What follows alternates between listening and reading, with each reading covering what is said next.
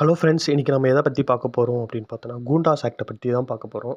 Goondas act வந்து எப்போ வந்து தொடங்கியிருக்காங்க அப்படின்னு பார்த்தோன்னா, 1982ஆம் ஆண்டு தான் இது வந்து தொடங்கியிருக்காங்க. இது யாரால் துவங்கப்பட்டது அப்படின்னு பார்த்தோம்னா, முன்னாள் சிஎம்மா இருந்த டாக்டர் எம்ஜிஆரால் தான் வந்து இது வந்து துவங்கப்பட்டது. எதுக்காக இது வந்து துவங்குனாங்க அப்படின்னு பார்த்தோம்னா, தமிழ்நாட்டில் வந்து கள்ளச்சாராயம், வனக்குற்றம், போதைப்பொருள் ஆகிய அனைத்தும் வந்து அதிகமாகினே இருந்ததுனால அதை தடுக்கணுன்ற பொருட்டு தான் வந்து இதை வந்து கொண்டு வந்தாங்க.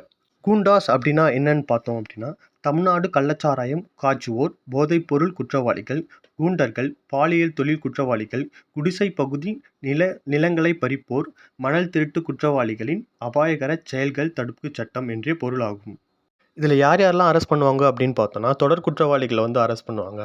2வது வந்து என்னதுன்னா, முன்னெச்சரிக்கையாக வந்து அவங்களோட செயலை வந்து தடுக்கணுன்றதுக்காக கூட இவங்களை வந்து அரெஸ்ட் பண்ணலாம்.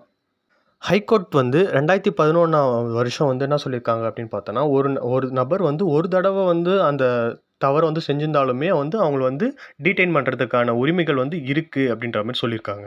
இதில் காவல்துறையோட அதிகாரம் என்ன வரம்பு அப்படின்னு பார்த்தோன்னா, எந்தவித விசாரணையும் இல்லாமல் வந்து இவங்க வந்து சிறையில் வந்து அடைக்க முடியும் அப்படின்றத வந்து சொல்லியிருக்காங்க.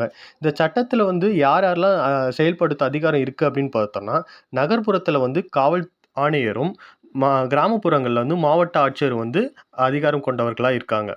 இவங்களுக்கு வந்து எந்தவித நீதிமன்ற விசாரணையுமே இல்லை. பட் ஆனால் அட்வைசரி போர்டுன்னு சொல்லப்படுற ஆலோசனை குழு, அந்த ஆலோசனை குழுவில் ஹைகோர்ட் ஜட்ஜு, ரிட்டையர்ட் ஜட்ஜு இல்லை செஷன் ஜட்ஜ் வந்து இருக்கலாம்.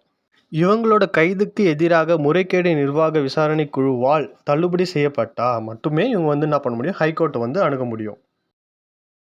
கூண்டர்கள் அப்படின்னா யாருன்னு பார்த்தோன்னா, குற்றவியல் சட்டத்தில் பிரிவு 16, 17, 22, 45 ஆகிய குற்றங்களை செய்யக்கூடிய நபர்களாக இருக்கலாம், அல்லது அந்த குழுவினை சேர்ந்தவங்களாக கூட இருக்கலாம். அவர்கள கூண்டர்களோட தண்டனை என்ன அப்படின்னு பார்த்தோன்னா, 1 ஆண்டு வரை இம்ப்ரிசன்மெண்ட் பண்ணலாம். இல்லை ஹைகோர்ட்டோ இல்லை மாநில அரசோ விரும்பினால் முன்கூட்டியே வந்து இவங்களை வந்து விடுவிக்கலாம்.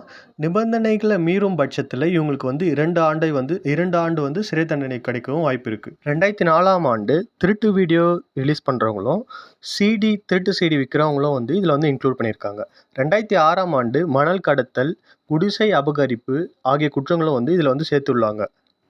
ஒரு வருஷத்துக்கு சுமார் ஏறக்குறைய 3000 வழக்குகள் வந்து இதில் வந்து பதிவுபடுறது.